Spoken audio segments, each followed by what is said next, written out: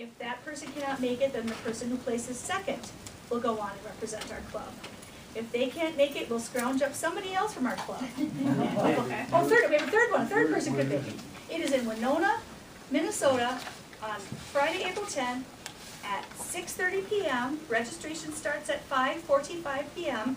It's at the Winona Area Chamber of Commerce. And they're advertising in the newspaper and all over town. Very exciting. There might even be a reporter there to take your picture.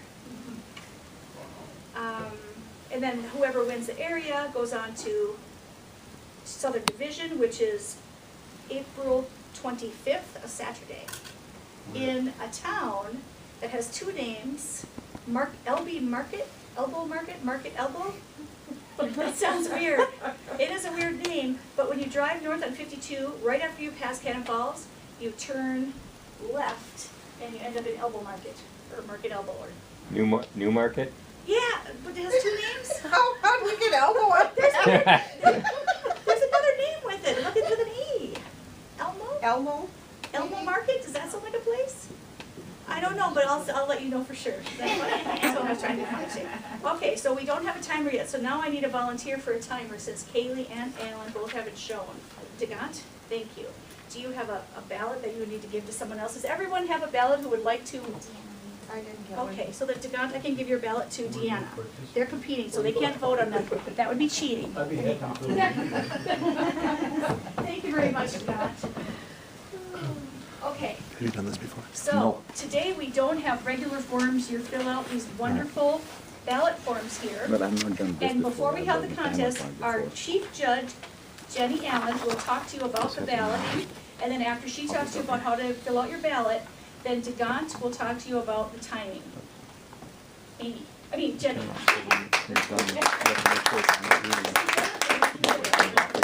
okay, I go by Jennifer, Jenny, John, it really doesn't matter. So each one of you received do that the again. International Okay, Speech so all right. Contest All right. Judges Okay. Guide and Ballot Form. And I'll just give you some brief instructions. Ultimately, what's going to happen And is it's each three. one of our members who are not competing Yeah. today will fill out one of these forms on each one of the contestants. And I'll go through how to do that. After the contestants are done, we'll collect these forms and myself and the counters will step outside of the room and tally up the totals for each one of our contestants and then come back in and announce our first, second, and third place contestants. So in order to fill out the form, what you need to do is we actually have three contestants today, Amit, Amy, and Joe. And so what I'd like to ask you to do is start by, in the number 10 column, I believe Amit's our first speaker, if you would put Amit's name in the 10 column.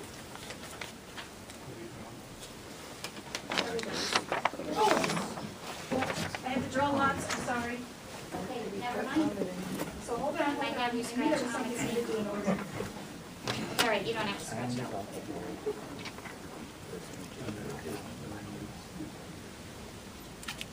Okay, good done. Oh, that's it, you got it right. As Tanya's doing that, if we take a look at the other piece of the form, we won't worry about the top, but just as you look down the side, the judging items that you'll be rating each one of our contestants on, you see the content of their speech, the delivery, and then the language. And so on the top, we have the content.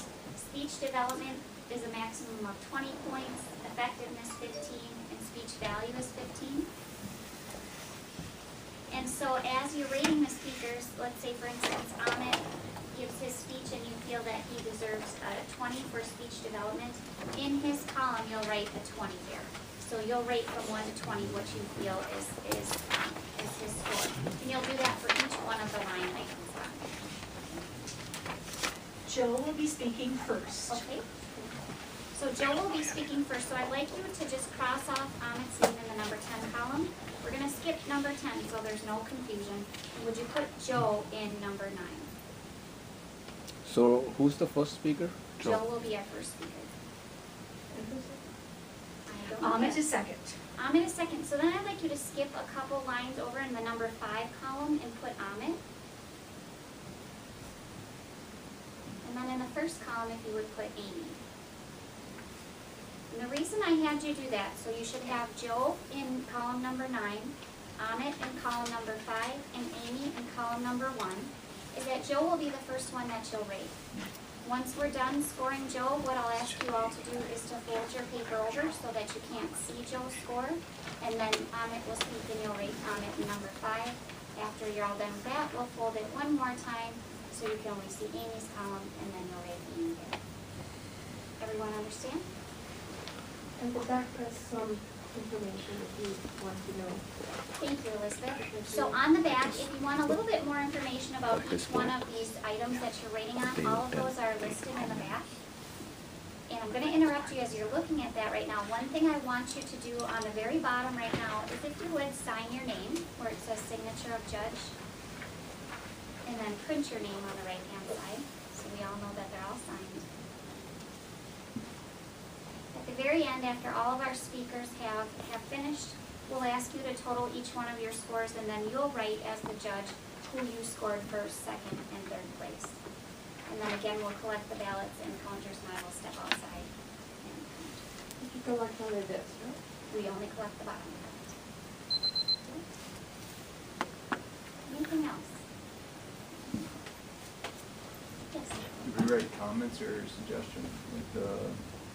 No, you critiques that we don't. normally It's do? just strictly scoring here. After, I don't know if it's after or before, after we announce the winner, we usually do have an open forum for feedback for evaluation for our speakers. And so we can do that for the speaker's preference following the announcement. How long are they going to speak? International is 5 to 7 minutes.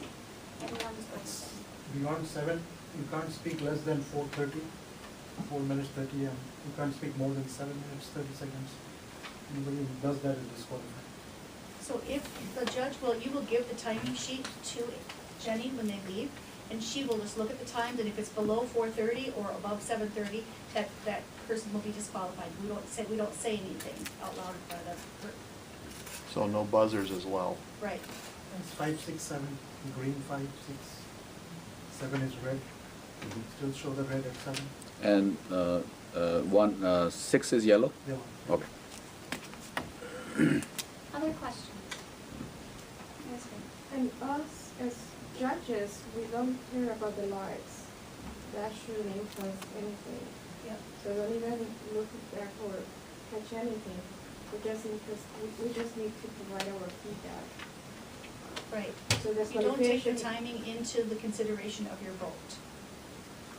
You should use the document that you're using. We'll give you some time, 1 or 1.5 minutes to finish, because you're watching it, then you need time to read all those things. At a competition, an area competition, it's you have as much time, the judges get as much time as they need, and once they're done, they hand their ballot to the counter. So, So maybe we should give 2 minutes for all the judges here to finish their Okay. ballot instead of 1. I think 1 is too short of time. Okay? And then what'll happen is, one of the counters will pick up your ballot, so you can just kind of hold it up. Any other questions or comments? One more. Yes, please. I just remember Mary talking about this. After you provide the bottom piece, take it with you and destroy it, because we don't want this lingering around. I remember Mary Peter saying, you could eat it. Is it on?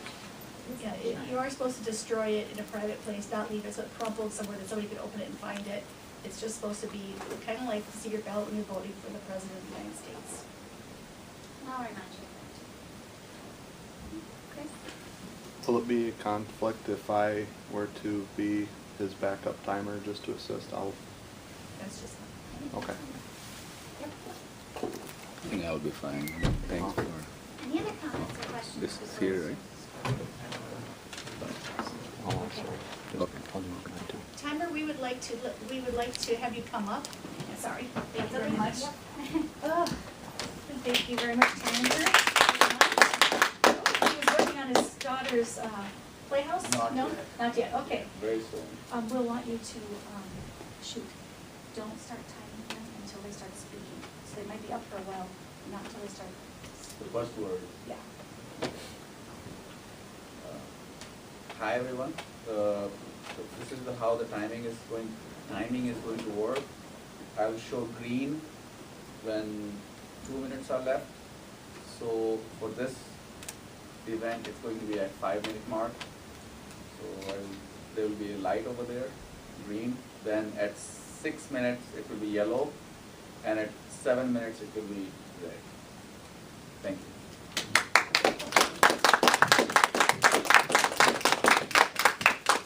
Sorry. Oh, go ahead. Go ahead.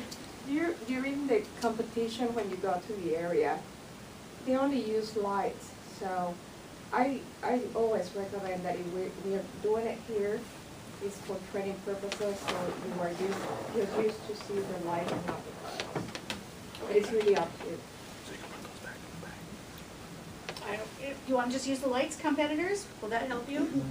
The competitors are fine with just using the lights, Digant. Thank you. Timer, thank you. They keep the cards there because sometimes if you have a power failure or Yeah, and if you were at a real contest, your Toastmaster would have already known what the speech's titles were.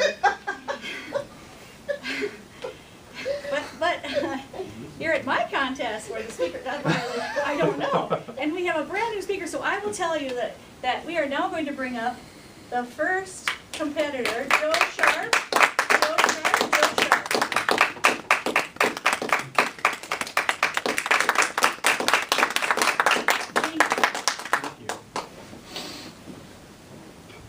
Today I'm going to talk about speaking spontaneously. Big surprise, right? I have an acronym.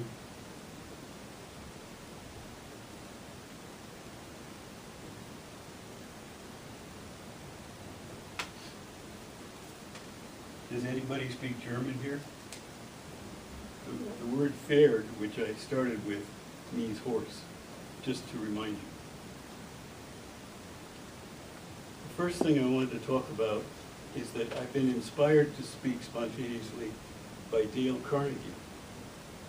He wrote a book in 1936 to tell us all how to speak spontaneously. And frankly, I have hardly seen anything better than that book. Well, even this is just a chapter of this book.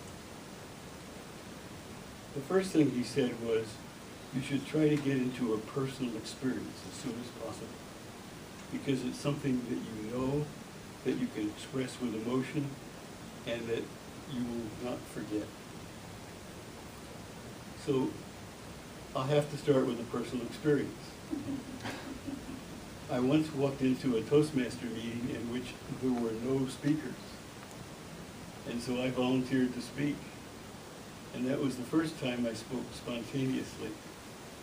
And you can probably guess what the subject was that I spoke about. Because one of the things that he says to do is that you should pick a topic that's here and now. And there was nothing that was more here and now than spontaneous speech. So that's what I talked about.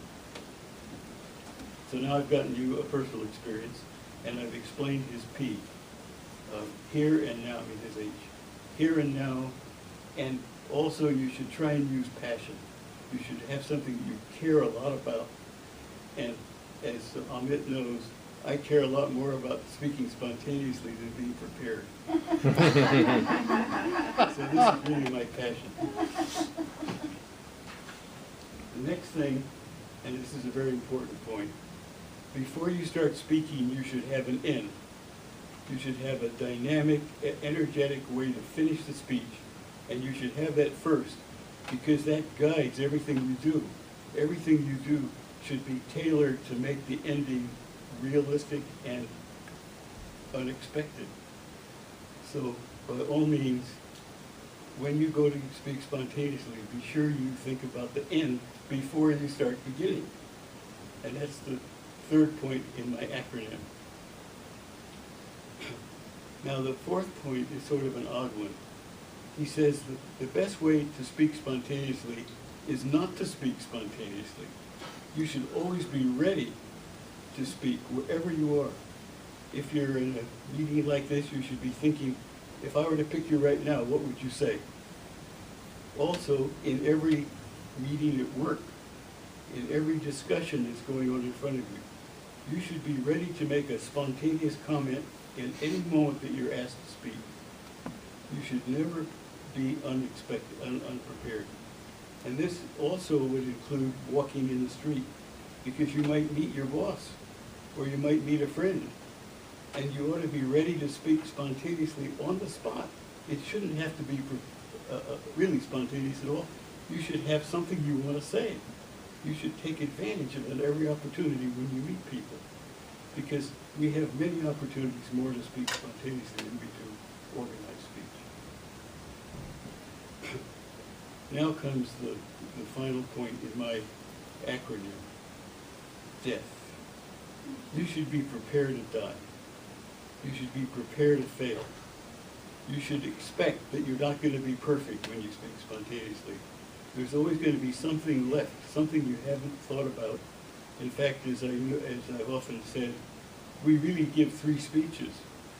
The one we intend to give, the actual one we give, and that brilliant speech we think of the next day.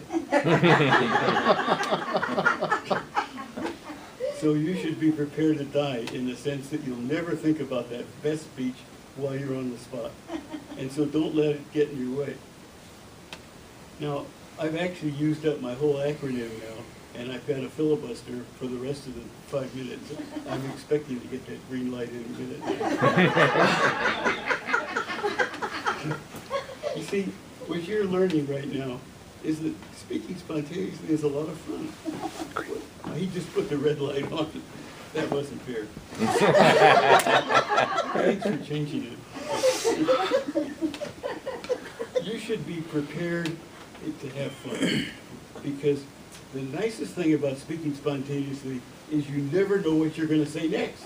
You're going to have as much of an adventure as the audience does. So, to keep all that in mind, please remember PHERD,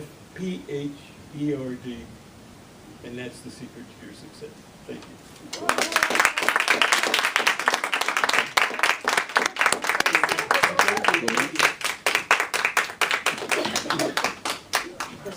Mr. Timer, may we please have 2 minutes? Thank you.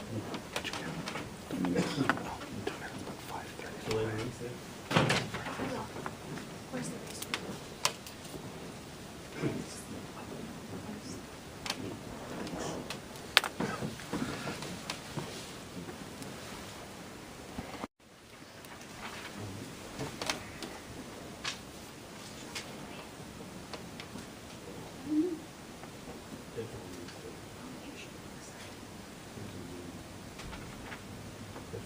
Oh, that's your book?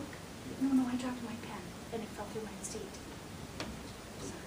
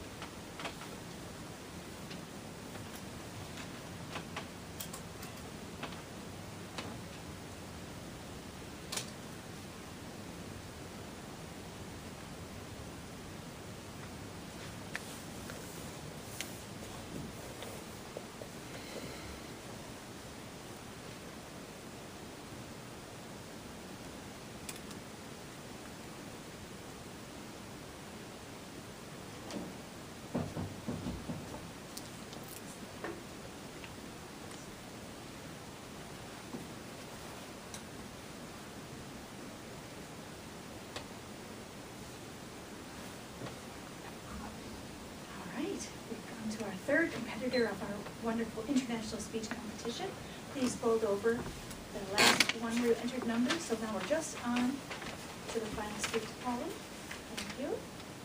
I would like to introduce our third speaker, Amy Roberts. The title of her speech is The Summer of 1988. Amy Roberts, The Summer of 1988.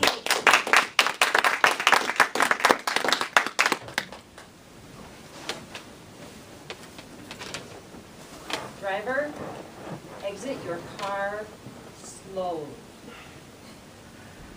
Voice from the police officer, firm, strong. Driver, exit your car slowly. I look at my mother who's sitting in the driver's seat of the car and say, is there something you need to tell me?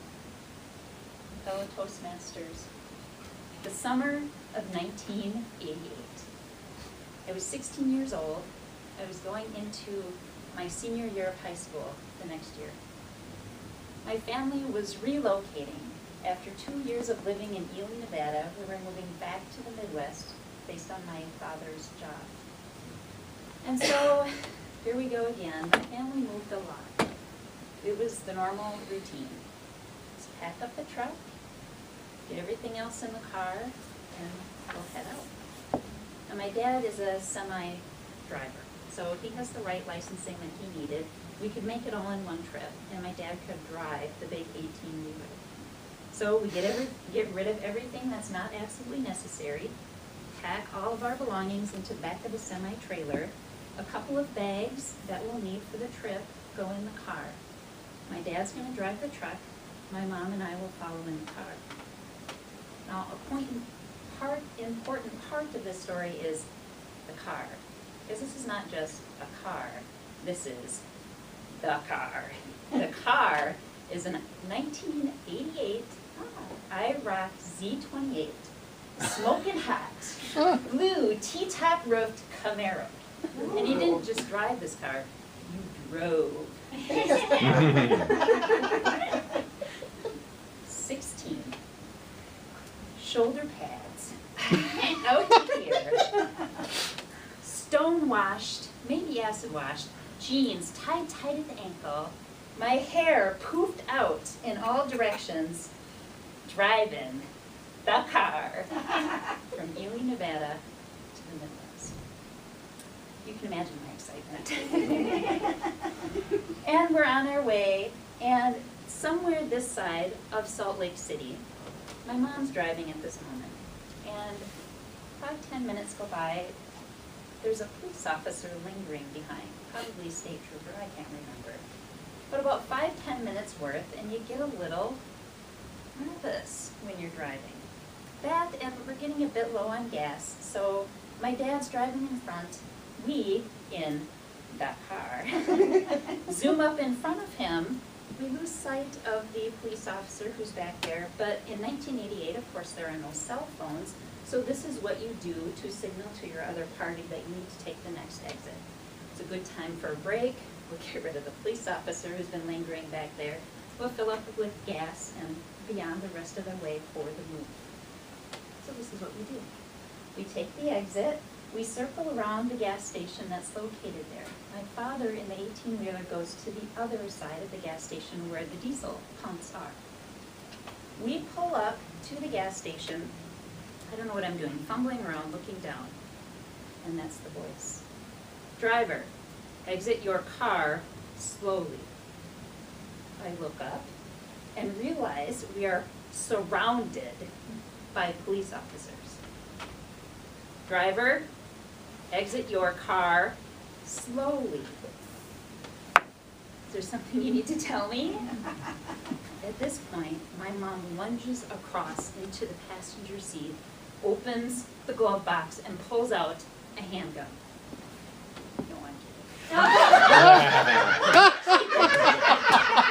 Her response to me was, no! What's going on? And she begins to follow the instructions of the police officer. Driver, exit your car slowly. She opens the driver's side door, and as she begins to step out, she's getting further instructions. Slowly, 1 foot at a time. Hands up. Put them on the car. My mother, I'm 16, hair poofed out to here, Ashley watched jeans. My mom is on the side of the car like this. Police cars all around, the ones behind us are the ones barking the orders. Both doors are open on the sides of the police cars, and I can't see any officers. I just hear the voice of my mom. Slowly, one of the officers approaches my mom on her side of the car. They give her a quick frisking, find no weapons, and begin to have a conversation. I'm starting to get instructions. Passenger, open your door, exit the car slowly. There I am, acid wash jeans, shoulder pads, 16, scared to death. I have no idea what is going on. So now I am standing at the side of the car. They don't have me over, but I'm standing there. They're having a conversation with my mother on the other side. I don't know what's going on, but it's a pretty hearty conversation. There's been a report of a bank robbery. And the suspect description is steel blue sports car. 2 doors, 2 individuals in the car. Nevada license plates. What? We fit the description to a T, except for the fact, perhaps, of the, acid wash jeans, the shoulder pads, and the hairdo. So you could tell there's this active conversation going on, and the police are dissecting, wait a minute, this fits, but it doesn't, really. So they run my mother's name, and they find that there is a Diana Lynn Muller, of course, who has warrants for her arrest. Thankfully, it is not my mother, and after further half hour's worth of conversation, they realize that we are not the people that they are looking for. In the meantime, a couple of the police officer cars have left as they're going through this analysis and coming to that conclusion. And somewhere in this time frame, I finally am wondering, where's my father? And as I look over to the gas station window, I see everyone in there, including my dad, with their faces up against the glass looking out. He never came out to rescue. The summer of 1988, I will never forget the move, I will never forget that car.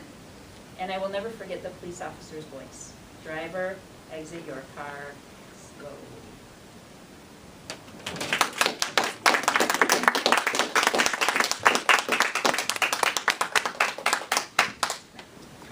Timer at this time, I would like to ask for 2 minutes for the judges to do their,